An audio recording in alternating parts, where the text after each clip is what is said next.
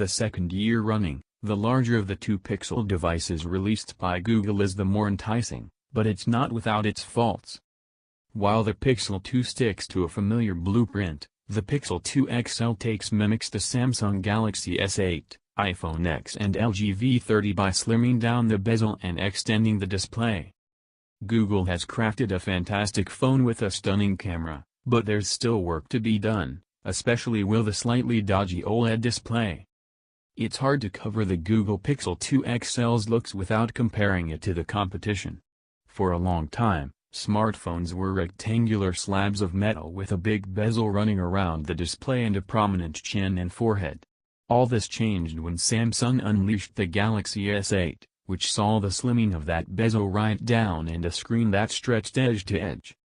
The Google Pixel 2 XL doesn't really fit into either category. I'm sure some will claim that it features a bezel-less display, but in reality, it doesn't. Like the LG V30 and Galaxy S8, the Pixel 2 XL has an 18:9 display with rounded corners, but unlike those devices, there's still a prominent bezel around its sides. This makes the Pixel 2 XL feel big, and more comparable to the Galaxy Note 8 in terms of size. At 6 inches, the screen on the Pixel 2 XL is the biggest seen on a Google-branded handset since the Nexus 6. The display on that phone was one of its weaker features, and it's a similar story here. It isn't bad. But it simply isn't in the same league as the panels manufactured by Samsung and used in its own flagships. Instead of using one of the fantastic Super AMOLED panels from Samsung, Google has opted for a plastic OLED, or POLED, from LG. LG isn't as experienced as Samsung when it comes to building smartphone displays, and it shows. In terms of colors, the screen lacks punch and whites are often tinged blue.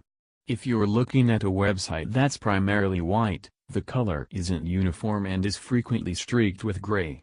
It's also a very cool display, meaning you'll feel it in your eyes when you've been staring at it for long periods. This is made worse by the fact that Google doesn't offer any way to alter the temperature of the screen, so you're stuck with how it comes out of the box. Viewing angles are also quite poor. Tilt the phone to either side and ugly banding will appear, altering the colors.